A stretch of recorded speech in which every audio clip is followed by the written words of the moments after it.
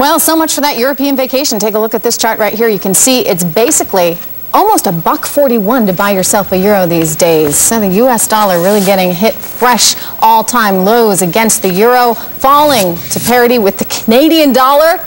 For the first time since 1976, it's going to cost you just as much to go to Canada as it is to stay in the U.S. Now, while this development bodes well for U.S. exports, some might say it also raises a lot of concerns out there about inflation. Is the weak dollar good for America's economy? That's the question we want to ask. We're going to go to John Sylvia, Chief Economist with Wachovia Corporation. We've also got on hand our very own Rick Santelli, David Kotok, and Alan Murray. So, John, starting with you, bottom line here, a lot of concerns about this dollar. It keeps falling. A lot of concerns that this might lead to inflation. What do you think? Is this actually good or bad for the economy? I think a slightly weaker dollar is good for the U.S. economy. Yes, you do get some increase in inflation. I would estimate, given the dollar decline so far, probably an increase in the CPI of maybe 0.2%. But I think that's over the next year. But generally, it is good for the U.S. economy. I think it's consistent with the fundamentals that our current account deficit is probably going to go through this correction period. Yes. That's consistent. We saw some great earnings news out of Nike, also Oracle today. A lot of this is related, especially with Nike, to the global strength, and you could say in part to the weak dollar. But at what point, Rick Santelli, does the weak dollar really start to hurt the U.S. economy? Well, I think it all depends on what part of the economy you're looking at. If you're looking at multinationals, it's good. If you're the average guy on Main Street, basically you're shipping off your purchasing power overseas. Let me give you a quick analogy. Imagine a fish aquarium with about 6 compartments. Each one's got a different water level representing standard of living. What happens is the dollar gets weak is you pull the walls out and water seeks its own level. The likes of China, their standard of living will be more in tune to appreciate, and ours will drop. The one missing piece is globally, if we can just put a lot more water in the tank while that happens, theirs will move up and ours will move down. That's exactly it. We are, in fact, exporting, in a way, our very own standard of living. I want to ask David. Hey, wait a second. You know, I can't. Go ahead, Alan.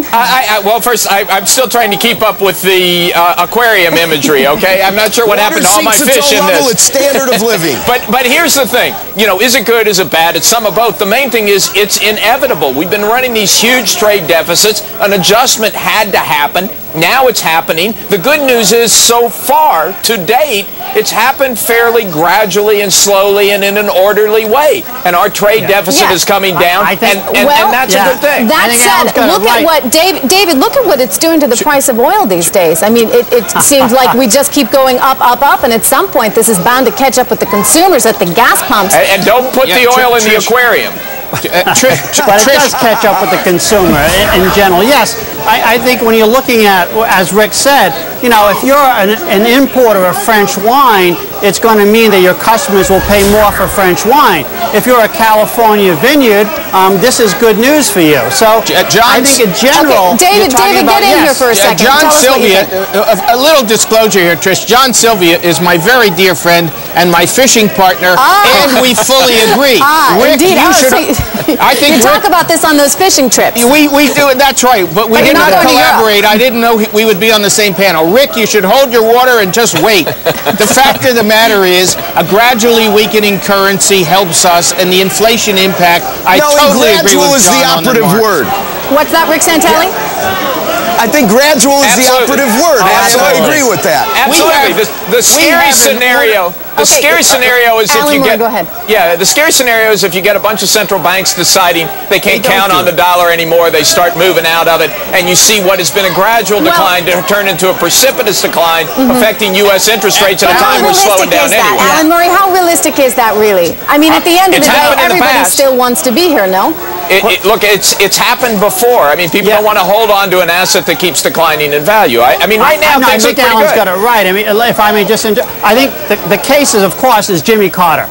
That era, when the dollar lost its credibility, when the political system lost its credibility, when inflation started picking up more than what we used to, the combination of those events led to a escape from the dollar. And I think Alan's got it right. I think the model that we don't want to see is a Jimmy Carter kind of era.